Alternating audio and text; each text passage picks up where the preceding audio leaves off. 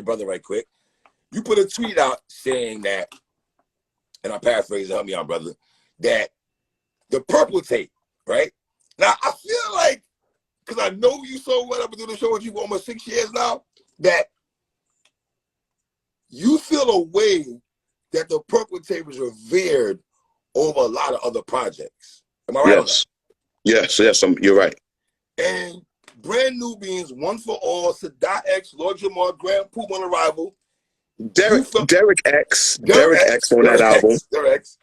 You felt, and sidebar, I did like Sadat X Wild Cowboys album, but that's a different story for a different day. I didn't like that though. That's me. By the way, sidebar, it came out in '95, the same year as Cuban Links. Yes. And you bought Wild Cowboy just like I did. Yes. In '95, when we bought the purple tape, we bought Sadat X solo album, Wild Cowboys. All right. And let's be honest, and even with Brand Nubians, we also, even when Grand Poobah left and when he did the solo thing, you and I did buy Alu Akbar album. Let's keep it a step. Right? Yeah. But you feel that One for All, the first solo album from Brand Nubians, was slowed down and all that.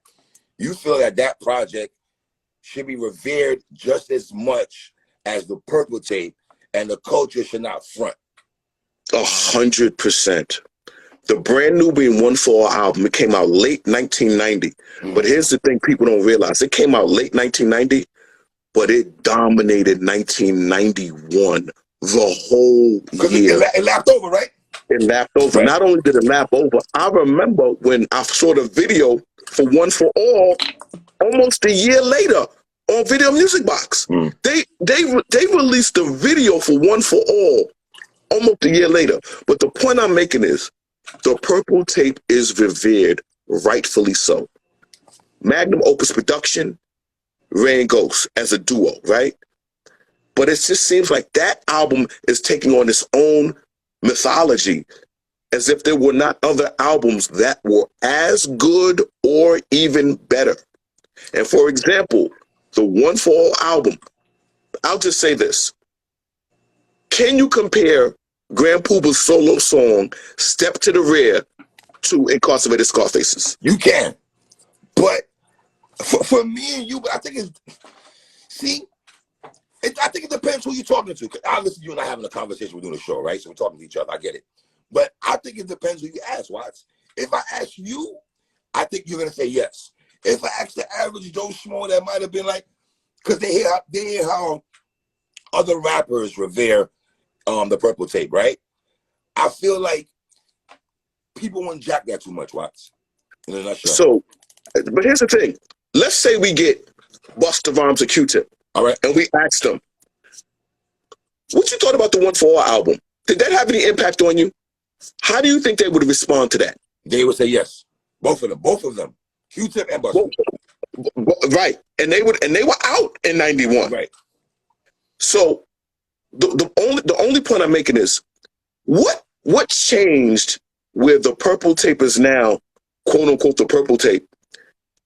And what is the infamous? What is that?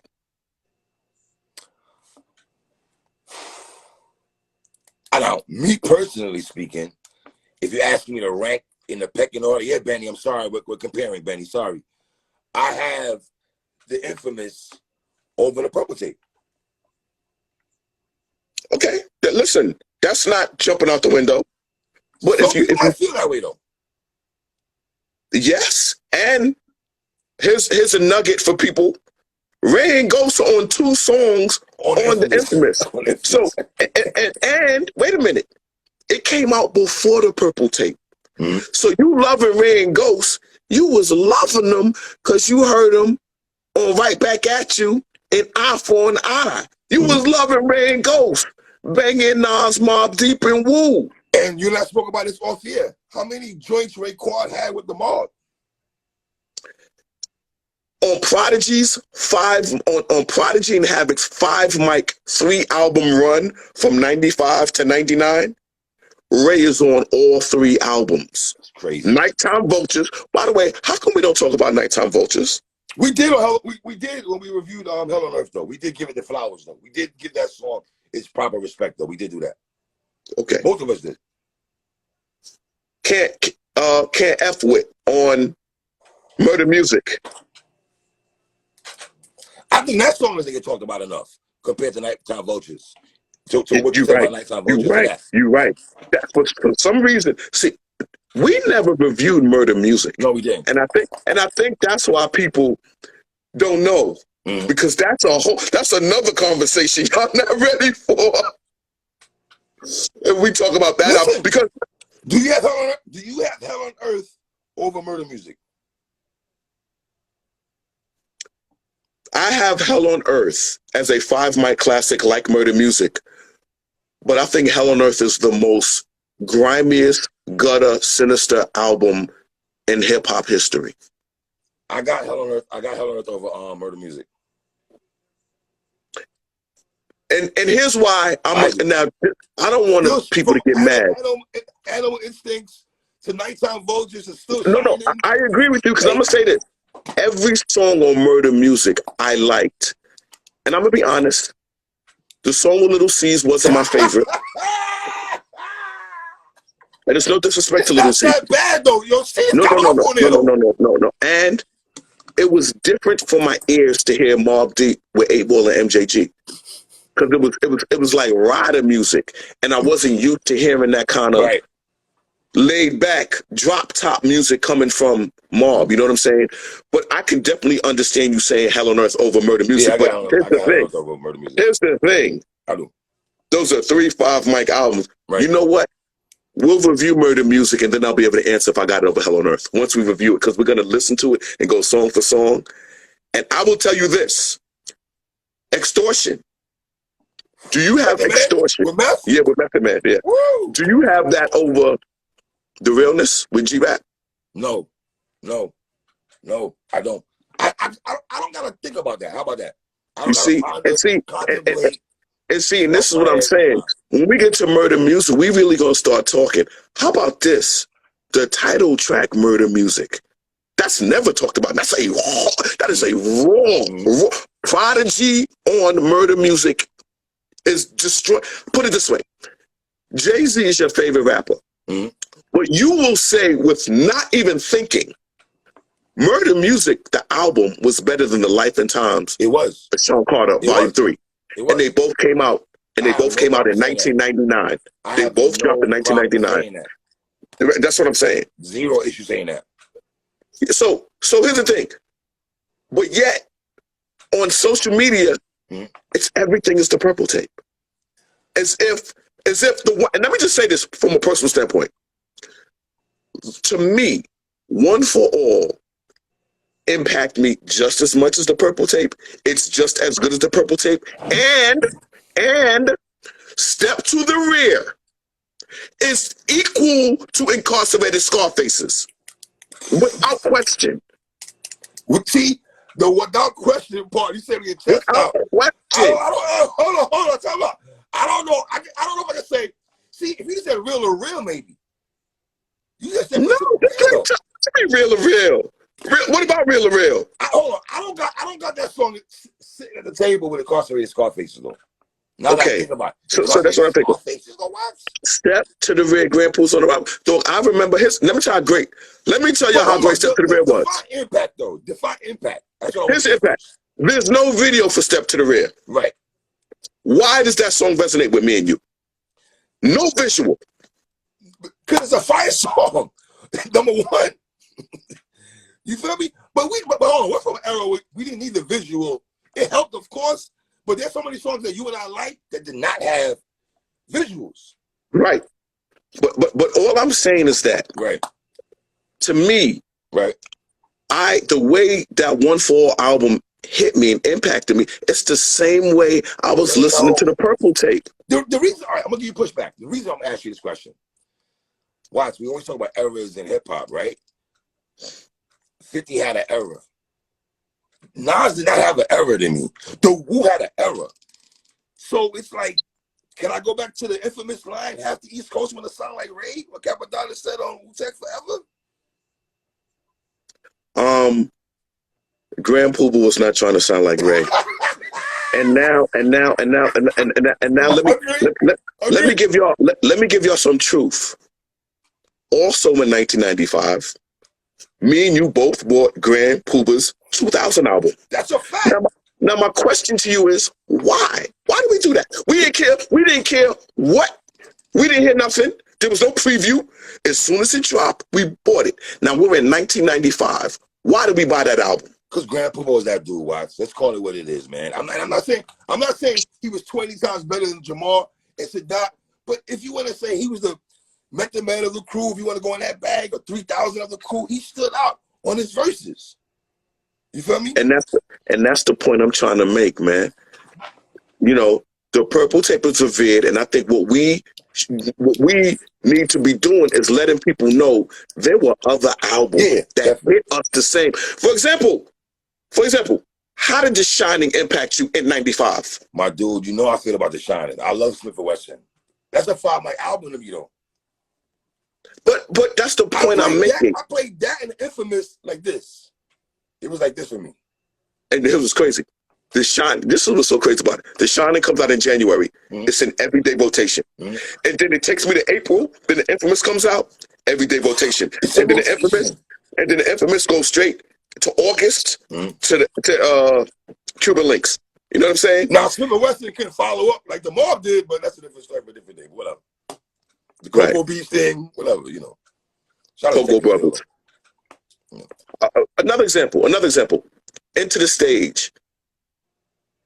Why does Into the Stage not get revered like a Ready to Die, a Reasonable Doubt, or a Purple Tape? You see, all those brothers you speak about, I guarantee you, obviously you can't ask B.I. this question, but if Big was alive, if you ask Big to talk about Enter the Stage or Hove, to talk about Black Moon, you would see what they would talk about Black Moon and say that was one of the best albums that came out that year. Buckshot Shorty was that nigga, man. I'm sorry. Listen, let's go ahead with it. You and I spoke about this off air, and both of us agree. We got Into the Stage over Method Man to Cal. Yes. Not only Into the Stage is a better hip hop album than to Cal. And that's no diss to Method Man at all. It's just we're really trying to explain to you how dope Into the Stage. But let's take it a step further. Let's stay right there. All right, Bring the Pain or Who Got the Props though? I'm gonna Bring the Pain though. Same impact. And I'll tell you why. Want me to tell you why? You gotta pick one though, my nigga. Don't do that. I'm gonna tell you why. I'm not even gonna front. I'm gonna tell you why. Do you remember those baby hats we used to be wearing? Of course. Okay, dogs. That Who Got the Props video. We were in college, going to college classes, and we all had baby hats on, looking like Buckshot Shorty. Like it was that. Who Got the Props was crazy. Who Got the Props? Watch this. You ready for this? It's better than Halftime. They both came out in 92. They both came out in 1992. Well, see, I don't One Mississippi, two Mississippi. Hold on, remember now, Nas dropped Halftime it was on the Zebrahead soundtrack, right? Yeah, in 92. First on the Zebrahead soundtrack. Now, obviously, when people talk about Illmatic, I don't think they say Illmatic is there with Memory Lane. Let's go here. Is Halftime? I'm not saying it's sit at the table one time for your mind, but it's like above it a little bit though. No. Halftime is a great song. Don't do that. Don't do that. Halftime is a great song. Halftime is a great song. I'm saying, all right. Besides One Time for Your Mind, what's the second not most favorable song on Illmatic? It'll be Halftime. There is none. No, there is none after that. After that, everything is perfect. No. Dogs. I bag chicks up at John Jay to catch a matinee. He said my name too. Hold on. Stop it. He said my name too, Andre. So I yeah. So pass to Andre. Yeah. So now here's the question we was talking about offline. Why does the Purple Tape get more revered than Liquid Swords? When me and you both know that we personally know people who thought Liquid Swords was better. That's true though. Why? Listen. All right, I got shadow boxing with Jizza and Method Man over Criminology, Glints of Ice. Okay, now, you ready for this one? I got Fourth Chamber over Wu Gambinos. You know what? I'm not mad at that. I have to do the knowledge right quick. I'm not mad at that. I can respect that. Can Duel of the Iron Mike go ball for ball with anything? Go ahead. Can Duel of the Iron Mike go ball for ball with anything on Purple Tape? I wish we could play music right now, Watts. Because if we could play the music, it would do so much justice. Instagram would be awesome. But, man.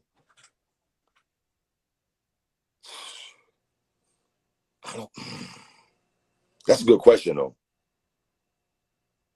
You said bar for bar, though? Master Killer. I think you'd have to pick songs. So here's the thing. Glaciers of Ice or Duel of the Iron Mike? Master Killer's on both. Duel of the Mike. Give me that. Twice on Sunday. Give me that. I'll take that. What did you think about investigative reports with Ray and Ghost? I slept on Joint that no one talks about when it comes to the Wu catalog. That's not a bad song at all, though. I like that, though. we reviewed the album, though. We gave it 5 mics, though. Yeah. We said Jizza might have been the MVP lyrically. Yes, facts. That's how ill he was. Facts. You might have some people say lyrically Jizza over Ray. You might have some people say that. A lot of people. Well, yo, a lot of people. I think some people that's in the know would say that. I don't think a lot. Because go back to what we said, how the Purple Tape was revered. You're right. Right. Now,